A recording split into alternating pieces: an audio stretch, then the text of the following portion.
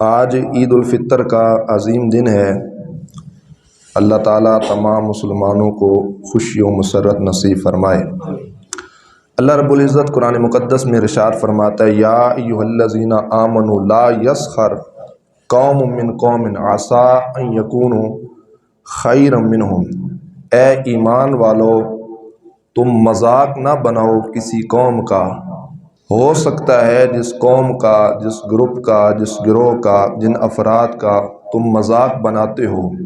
ان یکونوا خیرا منہم، وہ تم سے بہتر ہوں۔ مطلب یہ انسان خود تو نہیں جانتا کہ جن کا ہم نے ٹھٹھا اور مذاق بنایا وہ ہم سے کیا ہوں، بہتر ہوں۔ تو اللہ کریم جل جلالہ نے اس سے سختی سے منع فرمایا ہے۔ علماء مفسرین کہتے ہیں کہ بظاہر ہم جب کسی شخص کا مذاق یا ٹھٹھا بناتے ہیں تو ہو سکتا ہے وہ اعتقاد، توکل، یقین میں سے ہم سے زیادہ بہتر ہو، یا ایک معنی اس کا یہ لیا گیا ہے کہ جب ہم کسی قوم کا یا کسی فرد کا ہم ظاہری صورت، ظاہری لبادہ دیکھ کر مذاق بناتے ہیں، ہو سکتا ہے باطنی اعمال میں سے وہ شخص ہم سے بہتر ہو۔ مطلب جو کار خیر اور جو اعمال صالح اس کے پاس موجود ہیں وہ ہمارے پاس موجود نہ ہوں۔ بعض مفسرین نے یہ کہا کہ ظاہری طور پر کسی کا حلیہ دیکھ کر یا اس کی حیت اور حالت دیکھ کر جب ہم کسی کا مذاق بناتے ہیں، ہو سکتا ہے درجہ اخلاص کے اندر وہ شخص ہم سے بہتر ہو، کہ کار خیر اور اعمال صالح کے اندر وہ ہم سے زیادہ اعلیٰ ہو، افضل ہو۔ بظاہر ہم نے کسی کی غربت کو دیکھا، اس کے ظاہری لباس کو دیکھا اور ہم نے یہ سمجھا کہ یہ کمزور اور ماڑا شخص ہے، تو ہو سکتا ہے وہ باطنی انداز میں جو تھوڑے پیسے بھی اللہ کی بارگاہ میں دیتا ہو، ہم زیادہ دیتے ہوں، تو اس سے وہ درجہ اخلاص میں ہم سے کیا ہو، بہتر ہو۔ بعض مفسرین نے کہا کہ ہو سکتا ہے وہ دینداری کے لحاظ سے ہم سے بہتر ہو، کہ بظاہر ہم نے اس کا حلیہ دیکھا، بظاہر ہم نے اس کے کپڑے دیکھے، لیکن دل کے اندر جو دین کی محبت ہے، جو دین کی حب ہے، وہ ہو سکتا ہے ہماری بنسبت اس کے دل کے اندر زیادہ ہو۔ تو اس واسطے کسی کا مذاق نہیں بنانا چاہیے۔ کریم رب ذل جلال نے اس سے سختی سے منع فرمایا ہے۔ بعض یہ روایت میں آیا ہے کہ انسان مذاق بنانے والا جو شخص ہے، اگر اس کا اپنا گناہ پوشیدہ ہو اور جس کا ہم مذاق بنا رہے ہیں اس کا گناہ ظاہر ہو، مطلب ہمیں اس کے کسی بڑے گناہ کا علم ہو، پتہ ہو کہ اس کے اندر یہ عیب ہے، اس کے اندر یہ غلطی ہے، اور اس کی فقط وہی غلطی اور وہی عیب کو سامنے رکھتے ہوئے بار بار زندگی میں اس کو طعن و تشنیع کرنا یا اس کا مذاق بنانا، اس سے بھی اللہ تعالیٰ جل جلالہ نے منع فرمایا ہے۔ حضرت سیدنا عبداللہ بن مسعود رضی اللہ تعالیٰ عنہ ارشاد فرماتے ہیں کہ لوگ اس بات سے ڈریں کہ وہ اللہ کریم جل جلالہ کی کسی بھی مخلوق کا مذاق نہ بنائے، حتیٰ کہ کتے جیسی نجس اور پلید چیز کا بھی مذاق نہ بنایا جائے، کیونکہ وہ بھی اللہ کی مخلوق ہے۔ اور اس بات سے لوگوں کو ڈرنا چاہیے کہ کہیں مذاق بنانے والوں کو معاذ اللہ ثم معاذ اللہ اللہ کتا نہ بنا دے۔ یہ تقسیم تو اس ذات کی طرف سے ہے نہ کہ ہمارے اپنے عمل کی وجہ سے یا ہمارے ڈیمانڈ کی وجہ سے یا ہماری عرض کی وجہ سے یا ہمارے سجدوں کی وجہ سے یا ہماری عبادت کی وجہ سے کہ ہم نے اللہ کی بارگاہ میں التجا کی کہ یا اللہ تو ہمیں انسان بنا، ہمیں اشرف المخلوقات بنا، ہمیں دو ہاتھ عطا فرما۔ یہ تو اس کی کرم نوازی ہے، اس کی بارگاہ میں اظہار تشکر پیش کرنا چاہیے۔ بعض علماء نے اور مفسرین نے مختلف روایات سے یہ بات ثابت کی ہے کہ جو اللہ پاک جل جلالہ نے قرآن مقدس میں یہ فرمایا نا کہ کسی قوم کا، کسی گروپ کا، کسی فرد کا مذاق نہیں بنانا، ہو سکتا ہے وہ عمل میں تم سے کیا ہوں، بہتر ہوں۔ یہ آیت کریمہ کا اصل جو نزول ہے یہ فقراء کے متعلق ہے، بزرگوں کے متعلق ہے، کہ مطلب کسی فقیر کا ظاہری حلیہ یا اس کا لبادہ یا اس کا لباس یا اس کا جبہ یا اس کے کپڑوں کے اوپر پیوند دے کر کسی کا مذاق ہرگز مت بناؤ۔ رسول اللہ صلی اللہ علیہ وآلہ وبارک وسلم نے ارشاد فرمایا میری امت میں سے کچھ لوگ ایسے ہیں، نبی کریم علیہ السلام نے ارشاد فرمایا بظاہر ان کے بال بکھری ہوئے ہوتے ہیں، گرد غبار آلود ان کے بالوں کے اوپر موجود ہوتا ہے۔ نبی کریم علیہ السلام نے ارشاد فرماتے ہیں ان کے تن کے اوپر فقط 2 چادریں موجود ہوتی ہیں۔ اب ایک اچھا خاصا لباس پہننے والا شخص جب ایسے لوگ کو دیکھے گا تو یقیناً ان کا مذاق بنائے گا۔ یا جب بالوں کو دیکھے گا تو ہم مذاق بنائیں گے کہ اس نے بالوں پہ کنگھی نہیں دی، اس کے بالوں پہ گرد غبار آلود موجود ہے۔ لیکن حضور علیہ الصلوۃ والسلام نے ارشاد فرمایا وہ لوگ اللہ کی بارگاہ میں اتنے قریب تر ہوتے ہیں، اگر وہ لوگ اللہ کی ذات پر کوئی قسم کھا لینا کہ یا اللہ ہمیں تیری ذات کی قسم ہے یہ کام ایسے ہونا چاہیے، اللہ ان کے کام کو پورا فرما دیتا ہے، اتنا وہ اللہ کے قریب ہوتے ہیں۔ اور دوسری روایت کیا ہے، نبی کریم علیہ الصلوۃ والسلام نے صحابہ کرام رضوان اللہ تعالی علیہم اجمعین سے فرمایا کہ کیا میں تمہیں جنتی لوگ نہ بتاؤں کہ جنتی لوگ کون ہیں؟ تو صحابہ کرام رضوان اللہ تعالی علیہم اجمعین عرض کرتے ہیں یا رسول اللہ صلی اللہ علیہ وسلم ارشاد فرمائیے۔ تو حضور علیہ الصلوۃ والسلام نے ارشاد فرمایا میری امت میں سے وہ لوگ جنتی ہیں جن کو بظاہر لوگ اپنی آنکھوں سے گرا دیتے ہیں، مطلب ہم اپنی آنکھ میں جن کو سب سے کم تر سمجھتے ہیں، سب سے حقیر ہماری نظر میں جس کو ہم سمجھتے ہیں، وہ اللہ کی بارگاہ میں ایسے مقام پر فائز ہوتے ہیں کہ اللہ کریم جل جلالہ ان کو جنت عطا فرماتا ہے۔ بظاہر ہماری نظروں میں وہ کیا ہوتے ہیں؟ کم تر لوگ ہوتے ہیں۔ بظاہر کوئی بھی ایسا شخص ہو اس کا ٹھٹھا اور مذاق بنانا، پھر علماء نے اس کا ایک معنی یہ بھی کیا ہے کہ یہ مکافات عمل ہے کہ ہم نے شاید کسی کا مذاق یا ٹھٹھا بنایا اس کا زہری حلیہ دے کر، ہو سکتا ہے کہ اللہ پاک جل جلالہ ہماری حالت اور ہماری کیفیت بھی یہ نہ کر دے۔ تو شیخ شہاب الدین سہروردی رحمۃ اللہ تعالی علیہ یہ تقریباً 632 ہجری کے ایک عظیم عالم ہے، سلسلہ سہروردیہ کے عظیم درویش صفت ولی ہیں۔ آپ 1400 سے زائد ہجری گزر گئی ہے، 15ویں صدی جو ہے وہ شروع ہے، تو تقریباً 800 سال پہلے کی یہ حضرت گزرے ہیں۔ انہوں نے اپنی کتاب کے اندر ایک واقعہ لکھا اور اسی کو مولانا فیض احمد اویسی صاحب نے بھی لکھا کہ عید الفطر کے دن جب ایک شخص گھر کے اندر موجود تھا اور اس نے اپنے سامنے ایک اچھے کھانے کو تیار کیا، بعض میں ہے کہ سیویاں تیار تھی میٹھا، اور بعض نے ہے کہ اس نے اچھا کھانے کے لحاظ سے مرغ کو تیار کیا ہوا تھا۔ تو دروازے پہ ایک شخص آیا فقیر مانگنے والا، اس نے اللہ کریم جل جلالہ کے نام کی صدا دے کر کچھ مانگنا چاہا۔ اب یہی وہ چیز جس سے اللہ نے ہمیں پہلے سے منع کر دیا کہ کسی کا مذاق نہیں بنانا، اب وہ شخص گھر میں بیٹھنے والا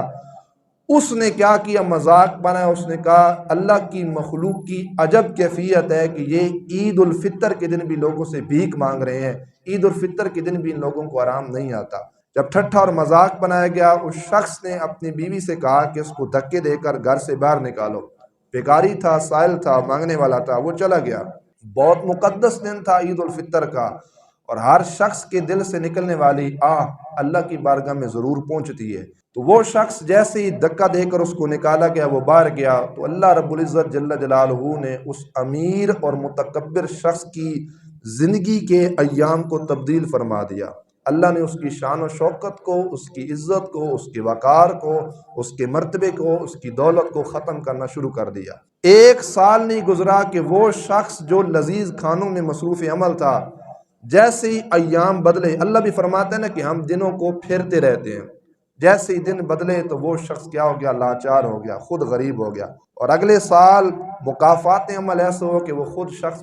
جو ہے نا مانگنے پر مجبور ہو گیا۔ اگلے سال جیسے عید الفطر کا دن آیا تو وہ شخص جو پہلے بظاہر 1 سال پہلے امیر ترین شخص تھا، وہ بظاہر دیکھا تو اس نے کیا کہ اگلے سال بھیک مانگنا شروع کر دی۔ بھیک مانگتا مانگتا مانگتا مانگتا پھر اسی دروازے پہ پہنچا۔ جیسے ہی دروازہ کھڑکایا تو اندر سے اس شخص نے دروازے کو کھولا۔ اب اس شخص نے اس کو پہچان لیا، اس نے کہا یہ تو وہی شخص ہے جس نے مجھے ٹھکرایا تھا، لیکن وہ شخص وہاں پہ مسکرا پڑا۔ اس نے کہا او مانگنے والے شخص، تو پچھلے سال امیر تھا، تو نے کسی کا مذاق بنایا تھا، اللہ نے تقدیر کو بدل دیا ہے، آج اللہ نے میری فقیری کو دور کر کے مجھے امیر بنا دیا ہے، اور اللہ نے تیری امیری کو تبدیل کر کے تجھے فقیر بنا دیا ہے۔ تو علماء نے ایک بات اس پر یہ بھی کی ہے کہ ٹھٹھا اور مذاق بنانے سے ایک سزا دنیا میں یہ ملتی ہے کہ مکافات عمل ہوتا ہے کہ جس کا مذاق ہم بناتے ہیں ہمیں سوچنا چاہیے کہ کہیں ایسا نہ ہو کہ اللہ ہماری حالت اس طرح نہ کر دے۔ اور حدیث پاک میں نبی کریم علیہ الصلوۃ والسلام نے ارشاد فرمایا، حضور علیہ الصلوۃ والسلام نے ارشاد فرمایا، بندہ جب کسی کا مذاق بناتا ہے کسی کبھی عمل کی وجہ سے، مطلب معاشرے میں اگر کسی نے بڑا گناہ کیا اور ہم نے فقط اس کے بڑے گناہ کو ملحوظ خاطر رکھ کر ہم نے اس کا مذاق بنانا شروع کر دیا، بظاہر ہماری آنکھوں نے اس کا گناہ دیکھا ہو۔ حضور علیہ السلام ارشاد فرماتے ہیں مذاق بنانے والا شخص یہ کیوں نہیں سمجھتا کہ ہو سکتا ہے اس بندے نے اللہ سے سچی توبہ کر لی ہو۔ اب توبہ کا جو تعلق ہے وہ باطن کے ساتھ ہے، ہمیں نہیں پتہ، ہم بظاہر لوگوں کو دیکھتے ہیں وہ شراب پیتے ہیں، ہم نے اپنی آنکھ کے ساتھ دیکھا، لیکن ہمارا یہ حق نہیں بنتا کہ ہم کسی کی اس برائی کو مد نظر رکھ کر کسی کا مذاق بنائے کہ یار تو شرابی آدمی ہے، تو شراب پیتا ہے۔ حضور فرماتے ہیں ہو سکتا ہے اس بندے نے اندر سے اللہ سے سچی توبہ کر لی ہو۔ اور نبی کریم علیہ السلام نے ارشاد فرمایا اگر وہ شخص مذاق بنانے والا اس عمل سے باز نہ آیا، حضور علیہ السلام نے ارشاد فرمایا اللہ اس کی زندگی میں ایک ایسا دن لے آئے گا کہ وہ مذاق بنانے والا خود شخص، اللہ معاف کرے، خود اس کبھی عمل کے اندر مبتلا ہو جائے گا۔ کہ بظاہر ہم کسی کی گناہ کو دیکھ کر جب مذاق بنائیں گے تو ہمیں ڈرنا چاہیے کہ ایسا نہ ہو کہ ہماری موت کے قریب کہیں ایسا نہ ہو کہ ہم خود کسی گناہ کے اندر مبتلا نہ ہو جائیں۔ اور حضور علیہ السلام کی ایک اور حدیث پاک، حضور علیہ السلام نے ارشاد فرمایا قیامت کے دن اللہ کریم جل جلالہ کی بارگاہ میں کچھ لوگ ایسے حاضر ہوں گے جن کو جنت کی طرف جانے کا حکم دیا جائے گا۔ اب جنت کی طرف جب لوگ جائیں گے تو ظاہری خوشی کی صورت میں جائیں گے، لیکن حدیث میں آتا ہے کچھ لوگ جنت کی طرف ایسے جائیں گے ان کے چہرے غمگین ہوں گے، وہ پریشانی کی عالم میں ہوں گے۔ اب کیا پریشانی ہے ان کو کہ جیسے وہ جنت کی طرف جانے لگیں گے اللہ جنت کے دروازوں کو بند کر دے گا، وہ اپنی گردنیں جھکا کر پھر واپس مڑیں گے، پھر آواز آئے گی دو طرح کی، آؤ آؤ، یہ حدیث پاک میں مطلب جنت کی طرف آؤ۔ وہ پھر جب جائیں گے تو ان پر پریشانی کی کیفیت ایسے ہوگی کہ وہ جیسے جنت کی طرف جانے لگیں گے تو اللہ پاک جنت کے دروازوں کو بند کر دے گا۔ اللہ کی بارگاہ میں فرشتوں نے عرض کی یا اللہ اس کا قصور کیا ہے، جنت کی طرف تو لوگ خوشی سے جاتے ہیں، غم و پریشانی کی کیفیت اور دوسرا جنت کے دروازوں کا بند ہونا۔ تو وہاں پر اللہ ارشاد فرمائے گا ان لوگوں کا فقط اتنا گناہ ہے کہ یہ لوگوں کا ٹھٹھا اور مذاق بنایا کرتے تھے۔ مطلب اپنا عمل ہم نماز پڑھیں یا روزے رکھیں یا حج و زکوٰۃ جو بھی فرائض سر انجام دیں، لیکن کسی کے کبھی عمل کو دیکھ کر اگر ہم نے کسی پر ٹھٹھا اور مذاق کیا اور اللہ نے اس سے واضح طور پر ہمیں منع کیا ہے تو یہ سزا ہمیں قیامت کے دن اللہ کریم جل جلالہ کی بارگاہ کے اندر ملے گی اور ہمیں ایسی تکلیف اور ایسے عذاب کا سامنا کرنا پڑے گا۔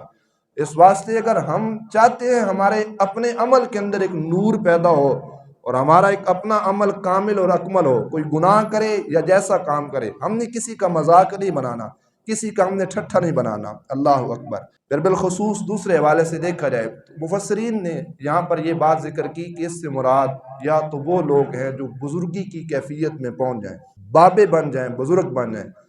ہمارے گھروں میں رہنے والے ایسے افراد جن کی عمر جوانی سے اوپر کی طرف جاتی ہے، ہم لوگ ان کا مذاق بڑھانا شروع کر دیتے ہیں، پوتے ہوں یا گھر میں نواسے ہوں یا بیٹے ہوں، طرح طرح سے چٹکھلے ان کے ساتھ کرنا، طرح طرح سے مذاق بنانا اور ان کو پریشان کرنا، اس سے رسول اللہ علیہ السلام نے سختی کے ساتھ منع فرمایا ہے۔ حضور علیہ السلام کی مجلس موجود ہے، ایک شخص نبی کریم علیہ السلام کی مجلس میں آیا، بظاہر جس کی عمر کیا تھی، بڑی تھی، بزرگ تھا، سفید ریش تھا۔ اب ہونا یہ چاہیے تھا کہ اس مجلس کے اندر جو لوگ بیٹھے ہیں ان کو کھڑے ہو جانا چاہیے تھا اس کے استقبال کے لیے، اس کی عزت کے لیے، لیکن وہ لوگ کھڑے نہ ہوئے۔ نبی کریم علیہ السلام نے اس مقام پر ارشاد فرمایا، حضور علیہ السلام نے ارشاد فرمایا لیس منا، فرمایا وہ ہم میں سے نہیں ہے جو بڑوں کا احترام نہیں کرتا۔ بزرگوں کا احترام اور ان کی حقیقی انداز میں جو عزت، توقیر اور تکریم مذہب اسلام نے ہمیں عطا کی ہے، ہمارا حق بنتا ہے کہ ہم ان کی عزت کریں۔ اور نبی کریم علیہ السلام نے ارشاد فرمایا جو شخص کسی بزرگ کی عزت کرتا ہے اس کا دست بازو بنتا ہے، اس کی مدد کرتا ہے، اس کی امداد کرتا ہے ہر لحاظ کے حوالے سے۔ حضور علیہ السلام نے ارشاد فرمایا کہ مدد کرنے والا شخص جب خود بزرگ بنے گا، خود جب ایک بزرگی کی کیفیت کے اندر پہنچے گا تو اللہ تعالیٰ جل جلالہ اب اس کی خدمت کے لیے ایک بندے کو پیدا فرما دے گا۔ جب ہم اس سٹیج پر پہنچیں گے تو ہماری اپنی آل اولاد میں سے یا نواسوں میں سے یا پوتوں میں سے کوئی ایسا منتخب اور مقرر و معین اللہ کی طرف سے کیا جائے گا جو ہماری حتی الامکان مدد کرے گا، ہماری عزت توقیر کرے گا، لیکن ہمیں اس بات کا علم نہیں ہوگا۔ اس کی وجہ یہ ہوگی کہ ہم نے اپنی زندگی کے اندر ہم نے اپنے بزرگوں کی عزت کی ہوگی۔ اور اس حدیث پاک میں کوئی اس بات کا استثناء موجود نہیں ہے کہ صرف اپنے دادوں کی یا اپنے بزرگوں کی عزت کرنی ہے۔ رسول اللہ صلی اللہ علیہ وسلم کی امت میں ہر وہ شخص جو اس عمر تک پہنچ جائے کہ اس کی داڑھی کے اندر سفید بال یا سر میں سفید بال آ جائیں، وہ ہمارے لیے قابل عزت ہے، قابل تعظیم ہے، اگرچہ ہمارا حسبی نسبی اس کے ساتھ کوئی تعلق بھی نہ ہو۔ تو یہ ہے کہ ہم نے کسی کا ٹھٹھا اور مذاق نہیں بنانا اس کی ظاہری صورت کو دیکھ کر کہ یہ بزرگ ہے، اس نے کپڑے ایسے پہنے ہیں، اس کے کپڑوں پر پیوند لگے ہیں، اس نے جو ہے نا عجیب طرح کا لباس پہنا ہے، عجیب طرح کا اس نے امامشی باندھا ہوا ہے، تو اس طرح کا ٹھٹھا اور مذاق سے اللہ تعالیٰ جل جلالہ نے منع فرمایا ہے۔ حدیث پاک سنیے، مسند امام احمد کی حدیث پاک، نبی کریم علیہ السلام نے ارشاد فرمایا، بندہ مومن جب 40 برس کا ہو جاتا ہے، اللہ تعالیٰ جل جلالہ اس شخص کو 3 طرح کے عذاب سے نجات فرماتا ہے۔ فرمایا کہ جنون، کوڑ اور برس کے امراض سے اللہ اس کو نجات عطا فرماتا ہے۔ جب بندے کی عمر جو ہے وہ کتنی ہو جاتی ہے؟ 40 سال ہو جاتی ہے۔ رسول اللہ علیہ السلام فرماتے ہیں کہ جب وہ اپنی عمر کو تجاوز کرتا ہے، یہاں تک کہ جب ایک بندے کی عمر 50 سال ہو جاتی ہے تو اللہ کرم کے دروازے مزید کھول دیتا ہے کہ اس کے حساب کے اندر اللہ تخفیف فرماتا ہے، کمی کر دیتا ہے، اوکھا حساب اس سے نہیں لیا جاتا ہے۔ اس کی عمر کا اللہ اتنا حیا کرتا ہے، وہ قادر مطلق ذات اور اللہ کی ذات دے کر جس طرح عمر بڑھتی ہے، وہ رب کتنی کرم نوازی کرتا ہے، وہ کتنا حیا کرتا ہے۔ تو بندے کا تو زیادہ حق بننا چاہیے کہ ہم کیا کریں، اپنے سے بڑی عمر کے لوگوں کا احترام کریں، ہم ان کی عزت کریں۔ پھر نبی کریم علیہ السلام ارشاد فرماتے ہیں، جب بندہ مومن 60 سال کا ہو جاتا ہے تو اللہ کی طرف سے خاص کرم اس پر یہ ہوتا ہے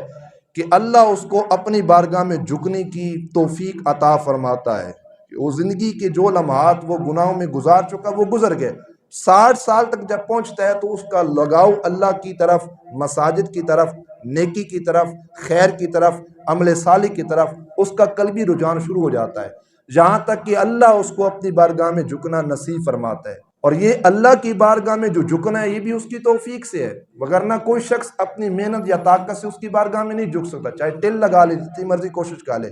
لیکن 60 سال کی عمر میں اللہ یہ کرم فرماتا ہے۔ پھر نبی کریم علیہ السلام ارشاد فرماتے ہیں، جب 60 سال سے زیادہ بندے کی عمر ہو جاتی ہے نا، 70 سال،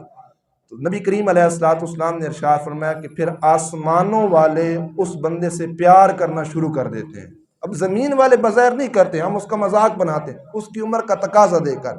لیکن اللہ کی بارگاہ میں 70 سالہ عمر کتنی محبوب ہے کہ آسمان والے، مراد کیا ہے، آسمان میں رہنے والے ملائکہ اس بندے مومن سے پیار کرنا شروع کر دیتے ہیں۔ پھر حضور علیہ السلام نے ارشاد فرمایا کہ جب بندے مومن کی عمر 80 سال تک پہنچتی ہے، اللہ کریم جل جلالہ کیا کرتا ہے، اس کو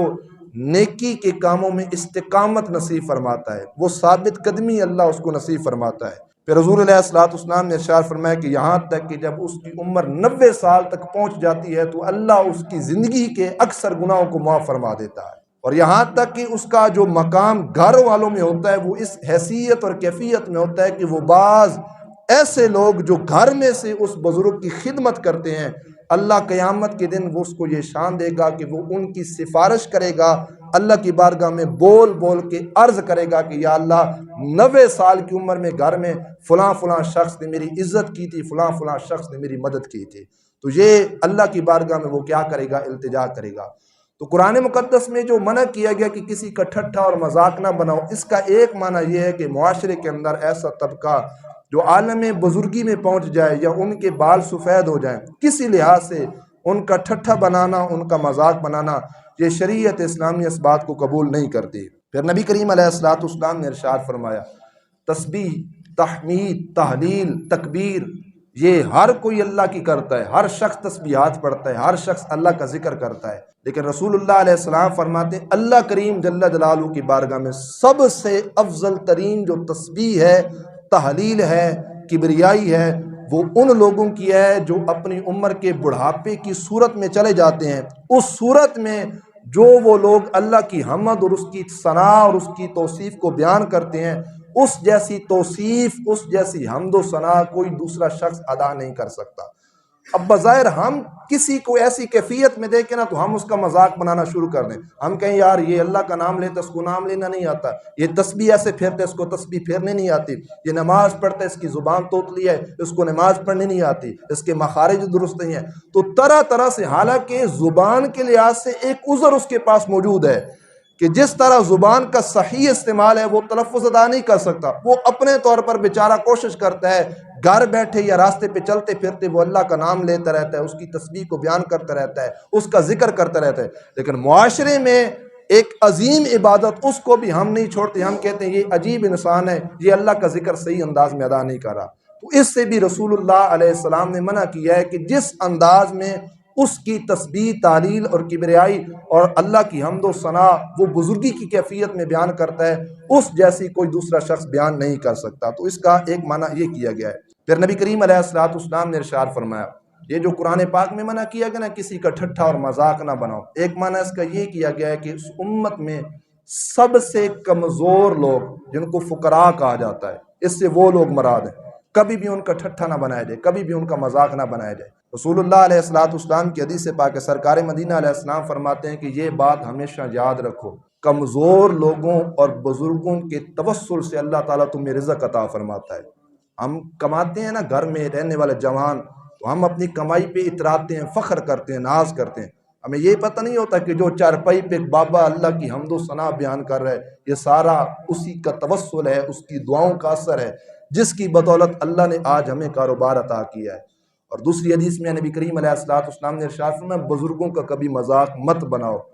یہ جو گھروں میں رہنے والے بابے ہوتے ہیں، بزرگ ہوتے ہیں، حضور فرماتے ہیں اللہ انہی کی وجہ سے تمہاری مدد فرماتا ہے۔ تمہاری مدد کا کیا مطلب ہے؟ اللہ ہر امتحان میں ہماری مدد کرتا ہے، لیکن بظاہر طور پر ہمیں اس مدد کا پتہ نہیں چلتا۔ کاروبار کے لحاظ سے دیکھا جائے، عزت کے لحاظ سے دیکھا جائے، شان و شوکت کے لحاظ سے دیکھا جائے، اللہ ہر مقام پر ہماری مدد فرماتا ہے۔ اور نبی کریم علیہ السلام کی ایک اور حدیث ہے، سرکار فرماتے ہیں کبھی کسی غریب کا، کسی کمزور کا، کسی بزرگ کا مذاق مت بناؤ۔ نبی کریم علیہ السلام ارشاد فرماتے ہیں جو کمزور اور بزرگ لوگ ہوتے ہیں نا، ان کا جو اخلاص ہوتا ہے، اس کا تعلق اب دل کے ساتھ ہے، یا ان کی نماز اور ان کی جو دعائیں ہوتی ہیں نا، اللہ انہی کے توسل سے تمہیں عزت عطا فرماتا ہے۔ بظاہر جو ان کے سینوں میں اخلاص ہے نا، وہ اخلاص ہمارے پاس نہیں ہے۔ آپ دیکھتے ہوں گے نا، نیکی اور خیر کے کاموں میں ہم زیادہ مدد کرتے ہیں، لیکن ایک بابا ہونا وہ اپنی جیب میں سے ایک پھٹا پرانا 10 کا نوٹ نکالے گا اور تھوڑی سی رقم کے ساتھ وہ نیکی کے کام میں ڈالے گا، مدد کر دے گا۔ اب ہم دیکھیں گے، ہم اس کا مذاق بنانا شروع کر دیں گے، ہم کہیں گے جوان بیٹے ہیں، لاکھ پتی ہیں، اتنا کماتے ہیں، لیکن بابے کی جیب میں صرف 10 روپے تھے، اس نے 10 ہی اللہ کی بارگاہ میں دینے تھے، لیکن حضور علیہ السلام نے فرمایا ان کا مذاق مت بناؤ۔ جو اخلاص کے ساتھ وہ تھوڑی رقم اللہ کی بارگاہ میں عطا کرتے ہیں نا، تمہاری بڑی رقم اس تھوڑی رقم کا مقابلہ نہیں کر سکتی، اللہ ان کے اخلاص میں بھی برکت عطا فرماتا ہے۔ پھر عید الفطر کے حوالے سے میں آخری بات، یہ تمام چیزیں کہ آج کے روز بالخصوص ایسے لوگوں کا ہرگز مذاق مت بنائیے جو جس کیفیت کے اندر ہے، ہمارے گھروں میں رہنے والے ہیں، معاشرے کے اندر ہیں، مانگنے والے ہیں، بھکاری ہیں، کمزور ہیں، جس انداز میں ان کا ظاہری حلیہ ہے، ہو سکتا ہے ان کے باطن میں کوئی عمل ایسا موجود ہو جو اللہ کی بارگاہ میں بنسبت ہم کے زیادہ وہ قریب ہو، تو ان کا مذاق ہرگز مت بنائیے۔ اور دوسرا اور آخری پیغام آج کے حوالے سے، اپنے تعلق کو جوڑیے، قطع تعلقی اس سے رسول اللہ علیہ السلام نے منع کیا۔ عید کے روز بھی اگر کوئی شخص وہ سنت فقط پوری کر کے نہائے، غسل کرے اور خوشبو لگائے اور کھجورے کھائے، ایک راستے سے آئے عید پڑھے، دوسرے راستے سے واپس جائے، اور معاشرے میں رہنے والے ہر دوست وہ شخص ملاقات بھی کرے، گپ شپ بھی لگائے اور دوستوں کے حق کو ادا کرے، لیکن گھر میں سے وہ رہنے والے عظیم اس کی خدمت کے جو لائق ماں اور باپ ہیں، ان کو پشت کر کے اگر وہ شخص آ جائے یا ان کے ساتھ اس کا قطع تعلق ہے یا نہیں بولتا، تو میں سمجھتا ہوں کہ اس کی ایسی عبادت اور اس کی یہ سنتوں پر عمل کرنا اور عید کے سجدے اور رکوع اور یہ تکبیرات اللہ اس بندے مومن کے منہ پہ مار دیتا ہے۔ اپنے تعلق کو جوڑیے، ہمسایوں کے ساتھ، رشتہ داروں کے ساتھ، گھر والوں کے ساتھ، جن کے ساتھ آپ نہیں بولتے۔ یہ عید کے بعد ہم گلے ملتے ہیں نا، اس کا کیا معنی ہے؟ اس کا یہ معنی نہیں کہ بس سلام لے لیا اور ایک رسم کو پورا کر لیا اور زبان کے ساتھ عید مبارک کہہ دیا۔ گلے ملنے کا ایک مقصد یہ ہوتا ہے کہ انسان کے دل میں جو کدورت ہو، جو نفرت ہو، محلے داری میں، عزیز و اقربا میں، دوست احباب کے لحاظ سے، اگر زندگی اور پچھلے سال کے لحاظ سے کوئی بھی ایسی چیز موجود ہو، اس کو ہم اپنے دل سے نکال دیں اور اپنے دل کو کیا کر لیں؟ صاف کر لیں۔ آخری حدیث نبی کریم علیہ السلام کے صحابی ہیں ابن مسعود رضی اللہ تعالیٰ عنہ، فجر کی نماز کے بعد آپ درس دیا کرتے تھے، جس طرح اب یہ مجلس ہے، ایک محفل موجود ہے، لوگوں کا جمع غفیر ہے، بیٹھے ہیں،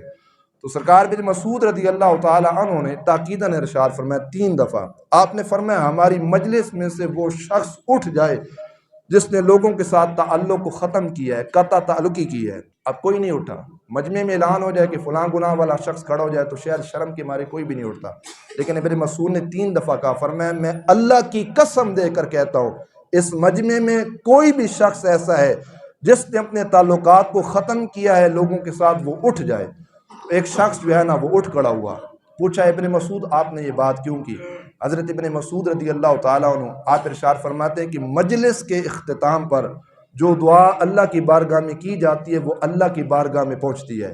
لیکن آپ نے فرمایا کہ رسول اللہ علیہ السلام نے فرمایا بھری مجلس کے اندر، بھری محفل کے اندر اگر کوئی ایک شخص بھی ایسا بیٹھا ہو جس نے اپنا تعلق رشتہ داروں کے ساتھ، والدین کے ساتھ، عزیز و اقربا یا ہمسایوں کے ساتھ توڑا ہوا ہو،